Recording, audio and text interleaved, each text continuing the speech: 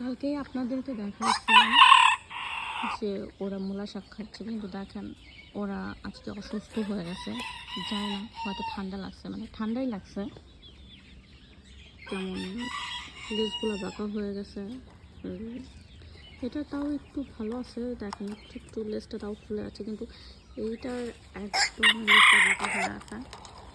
তারপরেও কিন্তু দেখেন ডাকাডাকি করতেছে, কতটা বাঁকা হয়ে গেছে লেজটা অসুস্থতার কারণে। ওদের মেডিসিন দেওয়া হয়েছে, আর অন্য সব বাচ্চাদের থেকে খাঁচার মধ্যে আলাদা করে রাখছি, যেন ওদের শরীর থেকে ঠান্ডাটা অন্য কারোর শরীরে ছড়ায় না যায়। আসলে মুরগির হচ্ছে, কবুতরের, এদের হচ্ছে একজনের শরীর থেকে অন্য সবার শরীরের সব রোগ জীবাণুগুলো খুব তাড়াতাড়ি ছড়িয়ে পড়ে, আর সেই জন্য ওদের একজনের অসুস্থ হলে তাদের আলাদা করে রাখতে হয়। আর ঠিক এই জন্যই ওদের আলাদা করে রাখছি। সকালে ওষুধ দেওয়া হয়েছিল, ওষুধ খাওয়া শেষ।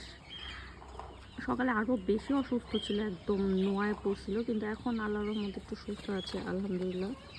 আপনারা দোয়া করবেন যেন আমার এই সুন্দর সুন্দর মোরগ দুইটা সেরে মার, ওরা যেন তাড়াতাড়ি সুস্থ হয়ে যায়। আল্লাহ হাফেজ।